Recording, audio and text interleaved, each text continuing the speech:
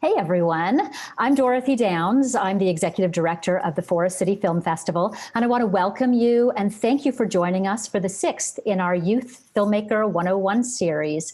So today's seminar, we are going to be taking a look at a few pointers on lighting your film, and then we'll turn our conversation to creating films at home in isolation or in small teams.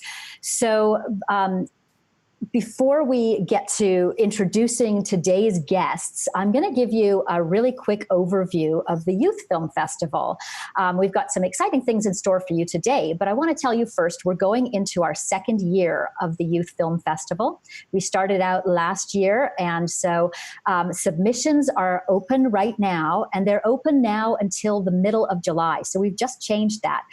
We've extended it for everybody, knowing that it's slightly more difficult to put a film together right now, so giving you guys a bit more time to do that. This competition is open to anybody currently enrolled in high school in southwestern Ontario. So that's everything west of the GTA, all the way down to Windsor and over to Niagara Falls and all the way up to Collingwood, Owen Sound. So that's southwestern Ontario. And if you are in grade 9 to Victory Lap, we want to see your films. So becoming an official selection at the Forest City Film Festival means that you're going to be judged by a post-secondary experts in each field, in each category. You have an ability to win part of $4,000 in prize money, and your film is going to be screened to an audience. So we want to support you as much as we can during this time. We know that there's some difficulties, some challenges in creating these films and putting them together. So that's part of our conversation today. We're here to answer your questions. So if you're here with us live on the chat, please put your questions in at any time during this conversation, and we'll try to answer as many as we can today. But if you miss us, if you're watching this on YouTube later, email us or go on our social media channels. We're always willing to help and really want to help you. So now to introduce our guests, in a little while, we're going to be bringing on the winning animation from last year and the filmmaker, Tyler Joxis, who was at the time an Oak Ridge secondary school student. But before we go there, we're going to introduce our first guest, who will cover some of the basics of lighting. Romy Golem is the coordinator of the advanced filmmaking at Fanshawe, and he also teaches cinematography. He teaches directing, screenwriting, acting for the camera. He's been in the industry for 30 years, and his films have been seen around the world and multiple award-winning films. So we're really lucky to have him. So Romy, thanks for joining us. Hey. Hi. Hey, thanks for having me. Yeah, so listen, having solid lighting techniques, it's really important to making a watchable film. So I know you've got a bit of a presentation to run through this for us. So I'll just leave you to it. Okay, thank you. I'm gonna run this as a keynote presentation. So you're just gonna hear my voice, and we're going to look at some images and talk about lighting. You can spend your whole career learning about lighting for film. So today we're just gonna just tip of the iceberg, we're gonna talk about it. So how do you make your film shine? Today I wanna talk about understanding light. And I don't mean light in terms of cinema lights. I mean daylight, household lights, looking at and understanding light in your everyday life. The importance of exposure and understanding your camera, because you need to control the exposure in order for all that work you do for lighting to really work.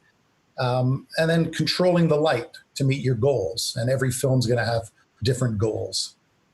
So why do we light a film? There's two categories, really. There's technical reasons you would light a film, and then there's artistic or aesthetic reasons that you'd light your film.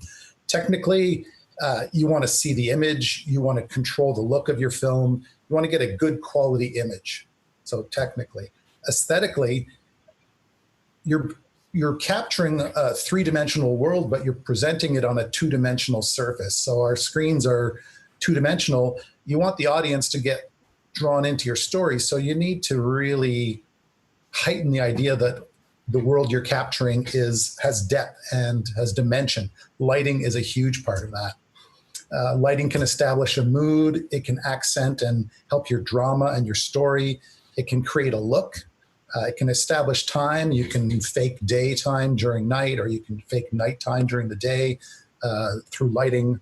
And most importantly, you use it to tell a story. So always remember that anything that anyone is doing on a film set is in service of the story. It's always about the story, and so all your decisions should be about that. So before lighting, let's talk about the frame. When you're setting up your shots, you aren't just shooting a video of an actor or an interview subject. People are used to just sort of having that person in the frame and looking at them. You have to look at the whole frame. You're capturing an entire frame and everything in it, from foreground through to the background. So this rectangle that you're looking at, this frame, get used to looking at every part of it. So this is a screen grab from a film I'm making right now, and this is a character who's telling a story about his son who's recently died. So I want to talk about exposure. What's important here, from the background all the way through the foreground, I need exposure. But in this case, I've got daylight outside the window, and this play structure is really important. I need to make sure I don't have control over that, but I do have control over the light I'm shining on my actor in the foreground, and a separate light for the actor that's in the foreground and the midground, and all of the props within it. So I want to make sure that I have good exposure in every aspect throughout this frame. And it's really important that you learn how to control the exposure on your camera. If you're using a smartphone, you can't just leave it in automatic. DSLR, don't choose your automatic settings. You need to learn how to control the exposure so that your lighting really works. And that takes us to lighting. So I'm going to start by talking about some homework for you. I want you to start observing light. See it like you've never looked at it before. Pretend you're from another planet that has no light, and go for walks or look around and see how light reflects off of windows, or, sparkles off of a river, or, what does it look like on a certain flower? How does light behave? How does daylight change throughout the day? Sunrise, sunset, morning, afternoon. The light looks different all the time. So start paying attention to that, because that's going to help you make decisions about how you're going to light your films, or how you want to light your films. Try and identify how these different lights can make you feel. So, and notice shadows. Shadows are really important. We'll talk about this a little bit more later, but a lot of people think lighting, the job of lighting is to get rid of shadows. That's not the case at all. Light and shadow work together in film, and the shadows are very important. So start noticing shadows. Pick something in your yard, whether it's a statue, a tree, a flower, not a tulip that's going to be gone in a day or two, but something that'll be there for a while, and look at it every day. Look at it at different times of the day. Look at it when it's cloudy. Look at it when it's sunny. Take pictures of it from the exact same point of view and see how it can completely transform depending on the light. And that's going to help you to understand how you can apply this to your films. Go for a walk and use your camera.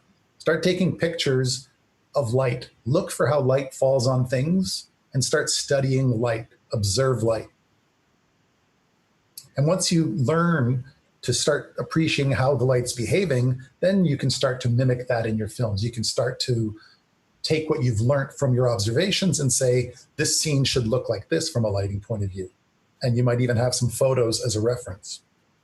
And there's many elements about light, but 4 main elements of light can define its behavior.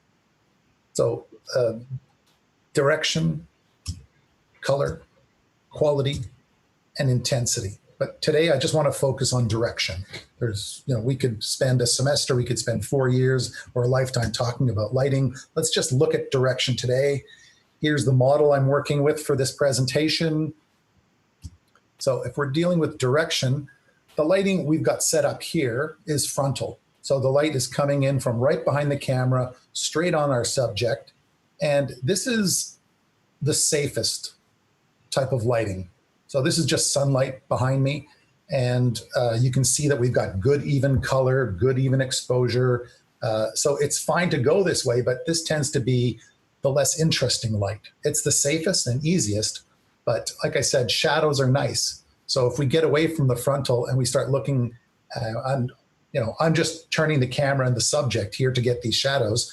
3/4 frontal, we're starting to get some really nice shadows here along the edge of the face. We're getting some shadows by the nose. If you look at the hair, the way the sunlight's hitting the hair here, we've got some really nice color, but it changes here. We've got some shadow here. So it's looking really nice. Even around the mouth here, all these little shadows make it more interesting.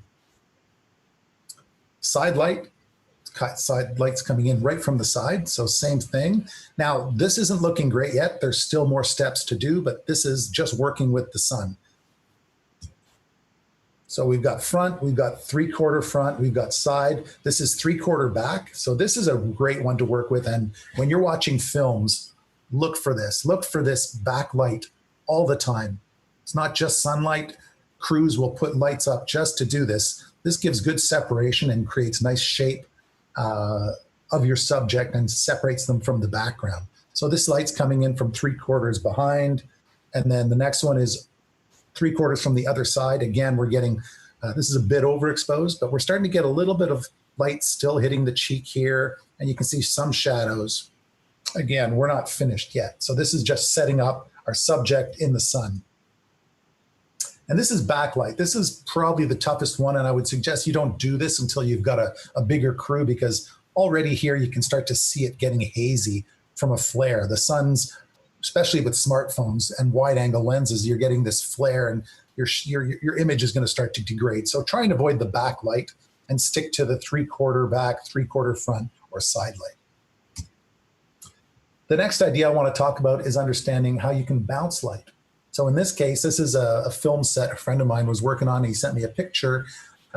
So if we just look at this one light, there's about 8 lights in this setup, and that's just outside. This light is pointing up into this 15 by 15 foot white frame, and that light bounces in through this window, and what it does is it redirects and it softens the light. So instead of sending a direct light, you're bouncing it off of a reflective surface. Here's one of the films from one of our student productions. This light is a 1,000 watt light that's bouncing off a white ceiling. And again, just like the other light, it redirects it and softens it. So now if we go, you can bounce lights off of walls, but remember, if your wall's a different color, it's like you're adding a gel. You're going to change the color of the light. So walls or ceilings, bed sheets, tablecloths, paper. Be careful of these. These are flammable.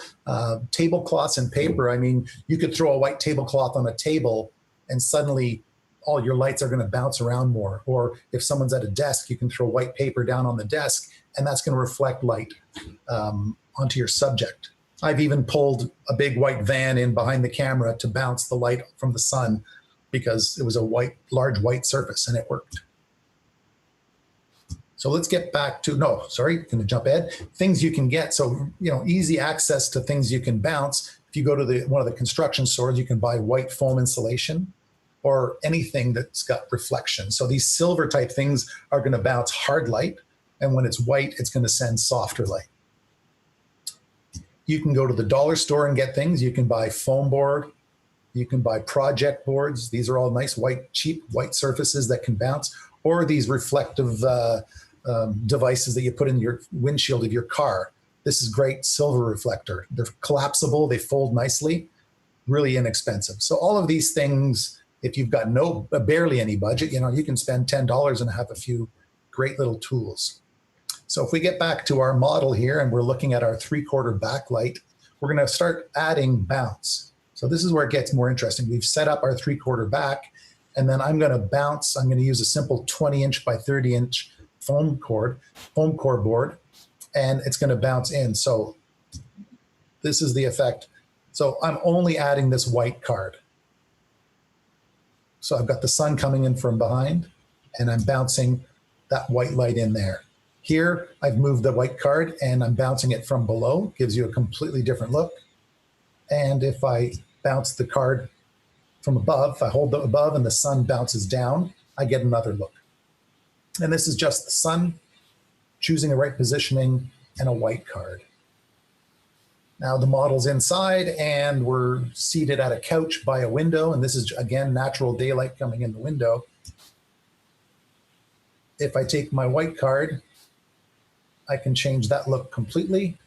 And then depending on how far away I hold the white card, I can get a whole range of looks, depending on, do I want dark shadows or light shadows? How serious is my subject matter? That's up to you to decide. But that's only moving the card in close or further back. So try these setups. Look at 3/4 front, 3/4 back, or side light. These are probably your best when you're in small crews and you're not used to trying to get rid of flares in the lens. So things you might get. So for $30, you can get this 18-inch fluorescent light. This is the light that I've got sitting up on my desk. This is my desk light. Your parents may already have work lights, or you can go to a construction store and use these lights. You can shoot them directly, or you could bounce these off of white surfaces. Again, some of these are pretty bright, and you don't want to put a bed sheet or a piece of paper too close to these. So be careful what you're bouncing it off of. You can get LED fluorescent panels that are relatively cheap, and if you're shooting a film, this might be a good investment. Christmas lights are great to throw in the background. You can throw them behind a couch just to get some glow, or you can throw them deep in the distance just to get some depth in your shot. Good to have some gloves because lights can get hot. And always remember safety. So things can burn, things can catch fire, and you could get electrical shocks when you're working with lights that you're plugging in. So always be careful.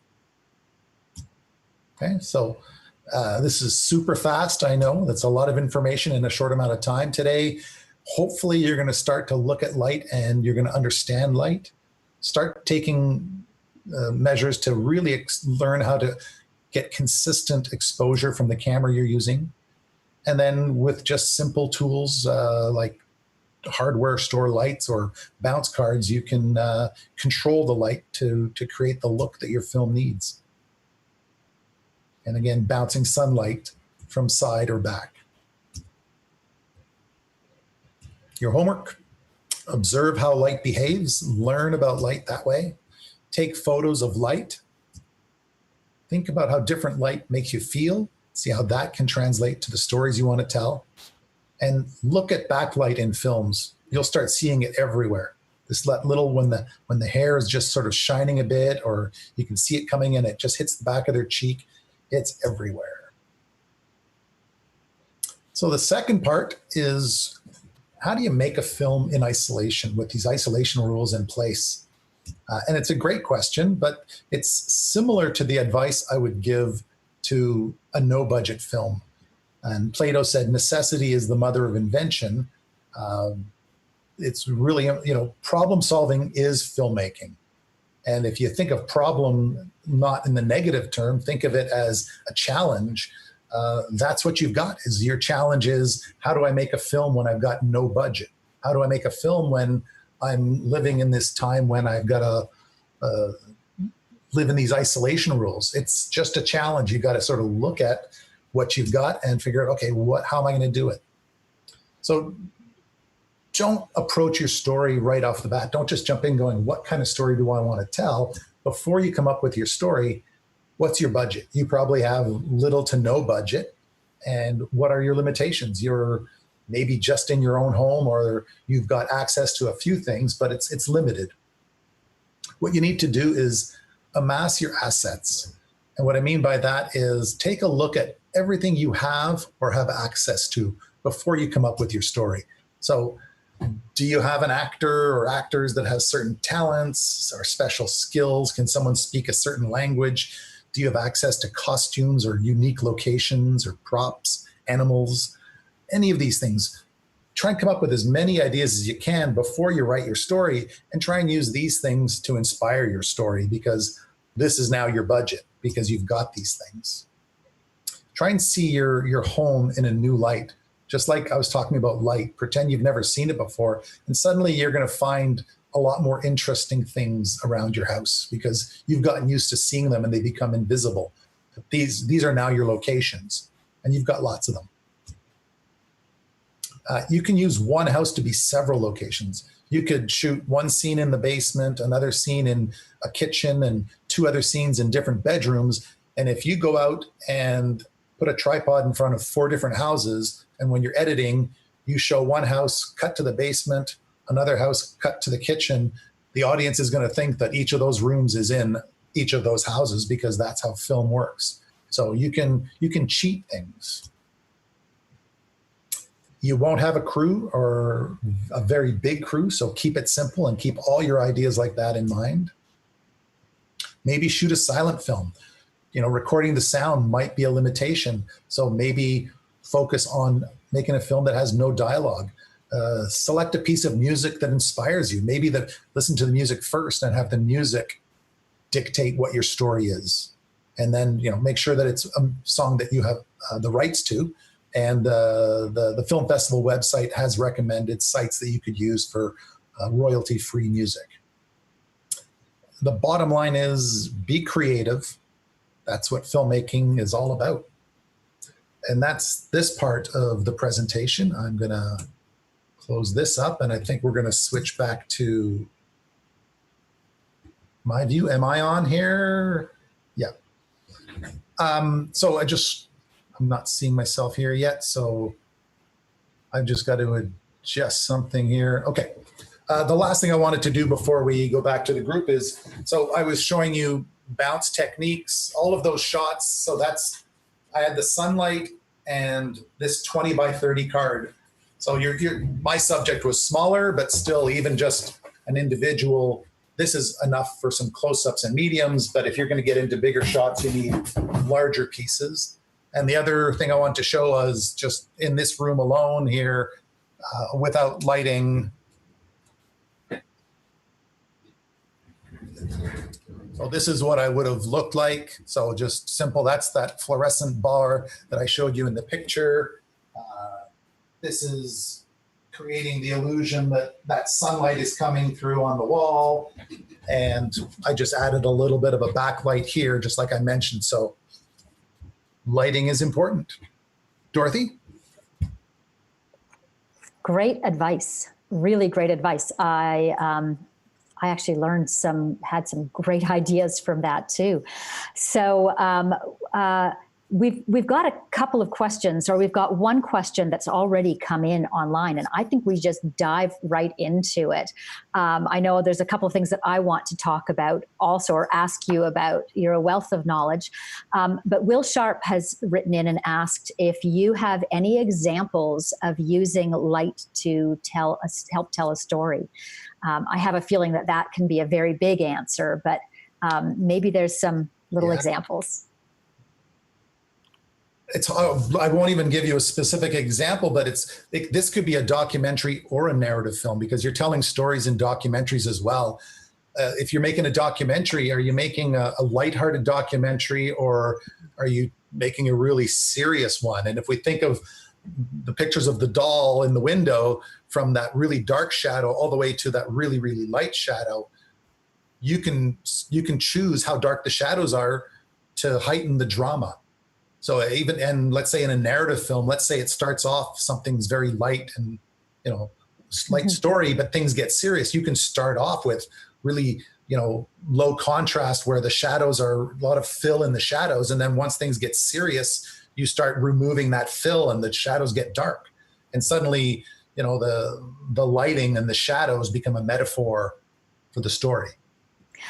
Very much. I've also seen some films where they shift from the lighting or just the treatment goes from black and white to color.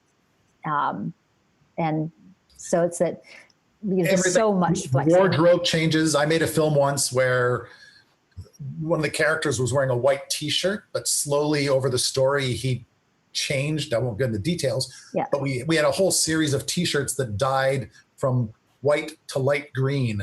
And it was supposed to be the same white shirt, but even costumes can play little parts in moving the story. Composition, every aspect of filmmaking should be considering how they play a part in the story. Mm-hmm, mm-hmm. I also want to point out that in your room there, I was noticing you turned on 2 lights, but you have a third source of light. So you have, I think the film industry would call it practical. You've got 2 practical lights on set. So they would be, if we're talking about how you're lighting this, you're actually using 3-point lighting. So there's one. So I've got 2 cinema lights there. The backlight, my backlight. So this light here that you're seeing right here, that's a backlight. The other one is simulating that sunlight coming down on the wall. So I've got natural daylight. I've got a practical light here that's my desk light. And then I've got 2 lights that I've brought in, and they can be color corrected. And so I dialed it to be kind of blue to match this daylight here. Interesting. So actually that brings me to one more question that I've seen comes online. Julia Conrad has asked, does it matter if you use cool or warm light bulbs for lighting a shot? And if so, what are the differences between them?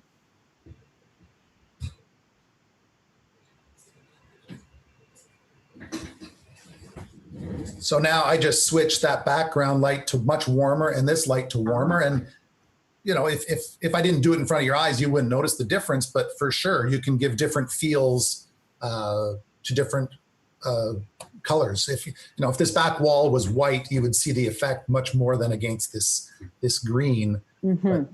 For sure, color plays a big part. Let's say I'm shooting a documentary. This light here would be my key light, this light on my face, and I would balance my colors to fit that. And then normally what I like to do is if that's balanced, and that's just my preference, I like to use a much more blue light on the back here, because that color can create separation. And if I've got a warmer light in the background and a cooler light here, again, like I was saying, one of the goals is, without drawing attention to it, is to create depth in your shot, because we're looking at a flat screen, but you want the audience to feel like they're in a 3-dimensional world. Yeah, I can absolutely see how when you say this is something that you can study for years. Yeah. There's a lot of complexity to it. There's 2 things. There's cool and warm casts. Like you can color the whole screen warm or cool. And that's not necessarily lighting, that's color correction. And that can affect your story. And then you can also dial in or put gels on lights to get a mixture of lights or to balance things. So there's a cast, which is the overall look and color of the palette of the shot. And then there's lighting, where it's like blue here, it's warm in the back, and you start playing around with colors within the frame. Fantastic. It's really interesting to see the range of lighting techniques that are out there that can help people at all different levels. And so even if you're just doing projects in isolation or with a really small team, there's a lot that you can do. So thank you so much for running us through all of that. And now I kind of want to turn our conversation to the last part of your presentation, which was really, the whole idea of making a film in isolation. And actually animation is a really great place to start this conversation, because that's something that can really, really be done very well at home. So I'd like to start out this conversation by taking a look at last year's top animation film. And then we'll bring the filmmaker, Tyler Joxis, into to the conversation. So Tyler was a student at Oak Ridge Secondary School here in London last year when he submitted this. And he submitted actually in 4 different categories. So Tyler was an absolute superstar. And there was a few superstars who submitted submitted in multiple categories, multiple films, and I want to encourage anybody out there to not limit themselves. We would love to see lots of your films and lots of your creativity. So Tyler will be here to answer the questions right after we see the film, but let's check it out. Let's watch his film, That Customer Ain't Right.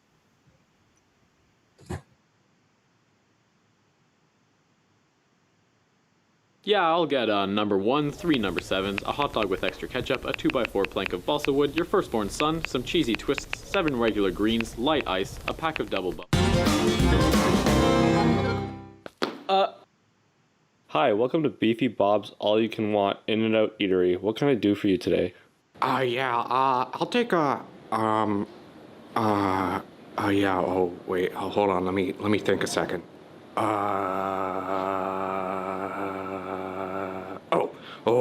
I'll have 1 water, please. Hi, I'll just have a medium grape soda, please. Sure thing. That'll be $3.20. Thank you. Hi, welcome to Beefy Bob's All You Can Want. Yeah, I'll have the same thing as the last guy. All right, 1 pop. That'll just be $3.20.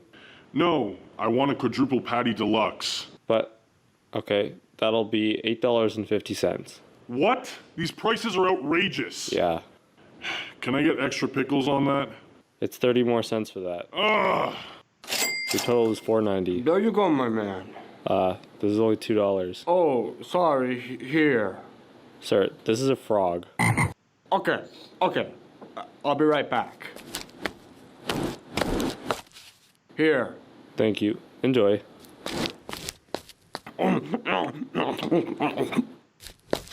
Excuse me, but there's barely any chicken on this bone. Could I get a different chicken? Dude, you just ate it. What? No, I didn't. Welcome to Beefy Bob's. Can I help you?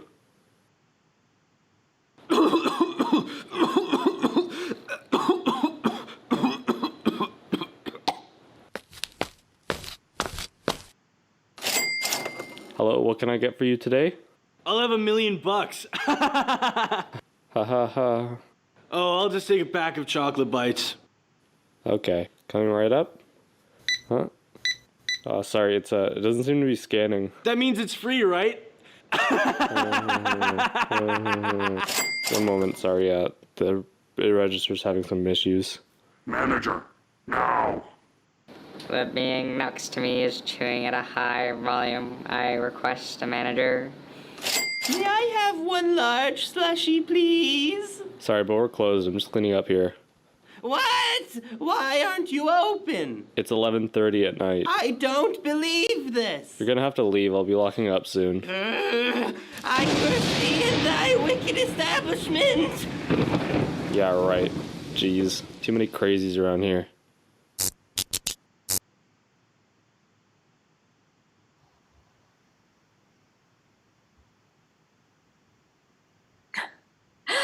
So much fun. The audiences loved that last year, and so did the judge, and so you won. But you also entered in documentary, you entered a narrative, and you entered a pitch. And you were a finalist in documentary and pitch. So it was really great. Congratulations. And so now I understand this year you're in film school, so you've also got lots of new knowledge. When you look back at that, I've got a couple of questions I want to start out with. That's actually, I've got a whole ton of questions now that I'm thinking about it. But what would you do differently? And how did you do this? This was so much fun. It was a lot of fun, and that was the main purpose of it, for it, of course, despite its flaws, to just be overall entertaining. For things to do differently, there was a lot of, especially, I actually had 3 different cuts on my computer, but because of time restrictions, I had to submit different versions just to get it into the film festival. So there were things that I did change. For instance, if you have a keen eye, one of the backgrounds wasn't even the right color.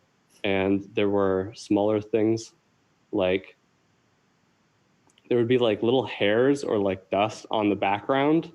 And some of the Lego figures have another different face on the back of their head, where when I had more time, I was able to go in editing and like Photoshop out some of those imperfections so that they weren't as noticeable. Yeah. Mm-hmm. So one of the things that Romy had talked about was sound, and, you know, maybe making a silent film, or, you know, just one of the, and this kind of leads me to one of the things that I was going to add to that, Romy, was doing voiceover work. Animation, you're clearly only going to do voiceover work. Or but narration, even in a narrative film, you can do the voice inside the character's head, and that can be done in voiceover afterwards. So it gives a lot of flexibility where you don't actually have to have the person speaking on camera, which can have its limitations and its challenges. When we talk about audio, just for a moment, let's just brainstorm a couple of ways you can deal with audio in a situation where you've got a limited team, a limited budget, and you're basically in isolation or pretty much doing it on your own. Romy, have you got any other ideas on audio if you do want to have something? So if you don't have a boom operator or a boom microphone, you know, if you're shooting your film on one smartphone, you know, put another smartphone in the actor's pocket, or, you know, and record your sound right there. Just be careful of ruffling body noises and things like that. Make sure you listen to it before you move on. But that's one way of getting pretty decent sound. If you've got a phone on you, you're going to get okay dialogue, not compared to a boom microphone right outside the frame. But again, you're living in pretty unique times, and better to make that film than no film. Yep. Tyler, how did you do the voiceovers on that? So because this was part of a school project, I just had my classmates go into a room and I recorded it with the shotgun mic of my camera, but I've also done just recording it with a cell phone app in the past, and that does work well. And then you want to make sure, if you're doing it at home, not to be in a really echoey room, like a bathroom or anything like that. And then, of course, I had a script, so I told them what to say, and then in editing, I added that in. Although that's another one of my critiques, where I kind of would have liked to cut it a little bit better so that you can't, you know, hear when the background changes and all that. Have you got an idea of how you would do that now? How you would smooth those audio edits out? So when you cut two pieces of audio and put them together to either shorten things that went wrong or just make it quicker, because there was a time limit, of course, on this piece where the pacing's kind of really fast, but it kind of had to be to get everything I wanted into the film. You can put a crossfade between the two clips so that it smooths out the cut so you don't hear it as well. But of course, my knowledge from being in college now, I have more of a fine-tuned ear. I've got these nice like new headphones that I had to buy for sound editing. So, I was going to say, investing in a good set of headphones while you're editing is money well spent. The other thing is, another thing you could do for sound is to checkerboard your sound. So instead of having all your sound back to back, is that you've got one track on A and then the next one on B and the next one back on A. Then you overlap sounds too. And then you don't have to just crossfade here. You can actually crossfade overlapping sound, and that gets rid of a lot of the little clicks that happen right on an edit. Because often an edit is jarring because there was a sound shift right on that cut. And you think the picture is jarring, it's actually the sound. Yeah, very good point. Does adding a background noise also kind of a background track, whether it's just a noise or room noise? Yeah, so you can have like the ambience. Yeah. So in mine, I could have had like the sounds of like restaurant, like people eating and like knives and forks, or people, you know, murmuring, or you could add music to hide up the subtle white noise that cell phones and things pick up. Common practice is called room tone. And before you leave any scene, record 30 seconds of just the room, like everyone quiet. Yeah. And then all of those ambient sounds, the traffic out the window, the vent, whatever, that you just run that as a track in the background, and that smooths out all those edits too. Excellent. Gives you a uniform background. Yeah. So, hey, we've got another question from YouTube. So Julia Conrad asks another question, and she says, this is such a cool film, which I agree. How long did it take you to film this? And what lighting techniques did you use for this film? Right, so this was a school project, so I'm guessing I had maybe 2 to 3 months to get it done just for class, and then just a little bit extra to get it done for the film festival. But the goal specifically with animation is to try to get it done in as many little sittings as possible. So when you sit down to start animating your figures, you don't want to get up and leave. You want to try to get as much done as you can in that sitting. So particularly why this is important is because of lighting. So my lighting setup was in my basement where there's no windows. And I had just one like simple desk lamp pointed at the set. And this is important because if you have a window or the lighting changes when you're filming, it'll create like this flicker, like the lighting will change. Even if you get up for like a minute, the lighting will change between time and you'll see it in the video, and that's not very good. Mm-hmm. So I'd like to add to that. Before when we were chatting, you said, well, you know, when you made this, you didn't know anything about lighting and you've learned so much in your first year at school. First thing that popped out to me was, you know, the lighting was good. I was expecting to see that sort of that backlight that I was talking about.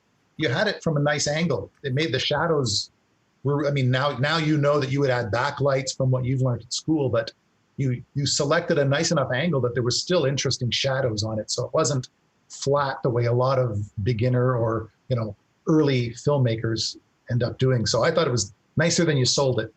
For sure, thank you. So yeah, so you want it to be as consistent as possible throughout the whole shoot. And there was one example where the original hat that I had on my character was like a baseball cap where it had a brim, but because of that, it cast a shadow and made his face way too dark. So I knew that I couldn't really use that piece. So it was one decision that I made as well. If you notice, the background was just, one of them is just green because my backdrop was just a printed out piece of paper of green, because my intention originally was to green screen key out the background and put something else there. But I ended up not really finding something I wanted within the time that I had. So I just kind of changed the color from green to blue for the two different perspectives. It worked because your characters were the focus. It wasn't the background that was really the focus. It was the characters. Yeah, the set is like you'd imagine a TV set where it's just one wall and there's no like 3D space. I just moved the camera and the characters and the props. It never like actually flips to a different side. Right. Yeah.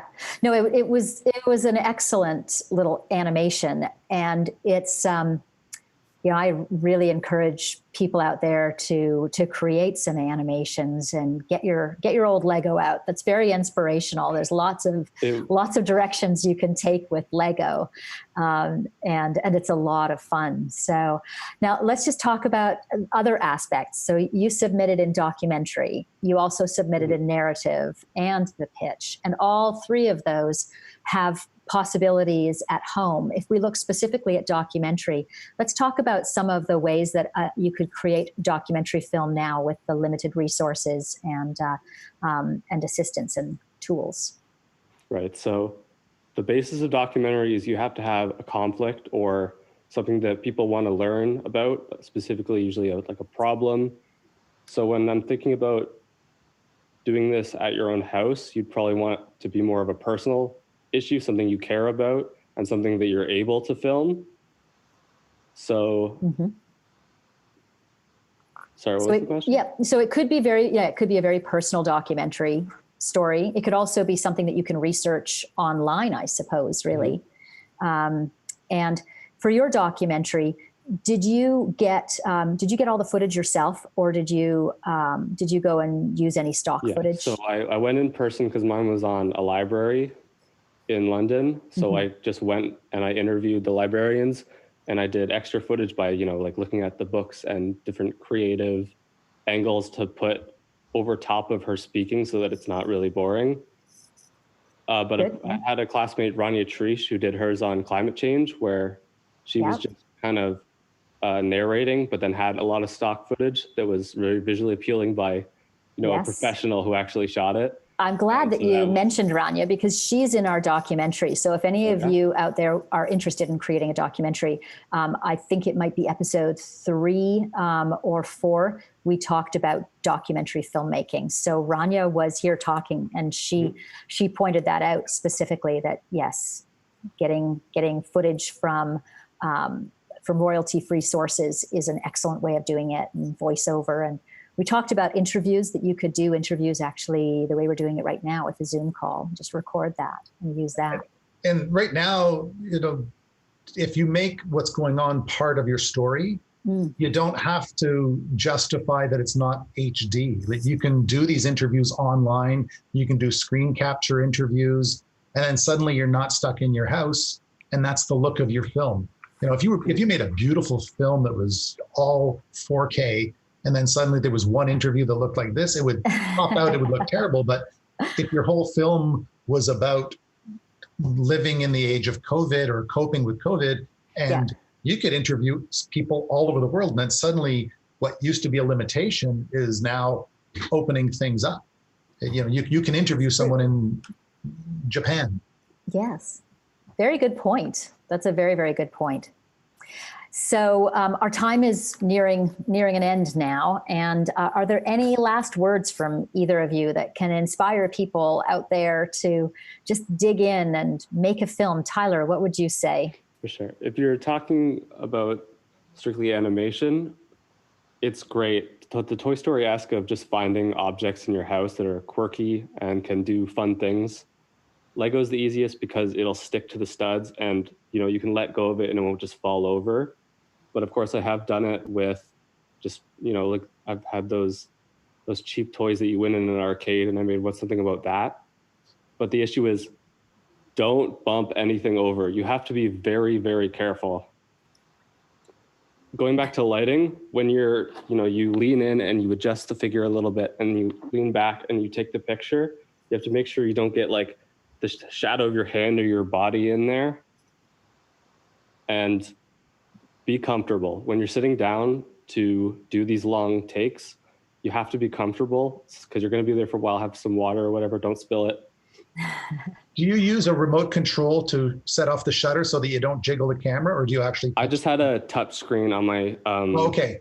Because sometimes if you have a remote control with your camera, then there's no question that you're never going to jiggle the camera. Yeah. So what I also do is I tape or sticky tack down my set so I don't bump it. The camera, because the focal length is not the greatest, and I have to put it really, really close to the set. I don't have a tripod because it was on this table. So that thing, my camera itself is taped to the table. If you're using a cell phone, I would recommend a cell phone tripod, but if you don't have one, you can prop it up in boxes. But that's a bit more hard because when you're tapping it, you'll knock everything over. So you have to be very, very careful. Yeah. That's good resourcefulness. And like Romy said earlier, filmmaking is problem solving and being resourceful. Innovation is the mother of invention. Duct tape. Duct tape. So Romy, any last words from you about? My last words on the presentation: be creative. Like, don't think of these things as restrictions. Think of them as opportunities, and find the right story that you can tell in this circumstance.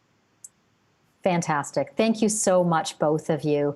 And for everybody out there, in case you think of a question, we will be posting this on YouTube later. It can be accessed through our social media channels. It can also be accessed through our website on the Filmmaker 101 page on the website. So feel free to ask us questions, as I said before, either email or on our social media channels. Remember, we've got plenty of resources on our website for you to look at, and also the other sessions. They're all still available on YouTube. So please take the time and watch them. We really want to help you guys in submitting your films. So let us know what we can do. Last year, we were so impressed with the talent from this region. And so far, there have been some beautiful films that have been submitted. There's plenty of time still to make your film and submit it, even though quarantine adds the challenges that we've been talking about. but now you've got some ideas. So just go out and get them made. And as we mentioned earlier, we have extended the deadline to July 15th. So you've got a bit longer now to make your films. So thank you again for tuning into this series. And I very much look forward to seeing you on the red carpet in the fall.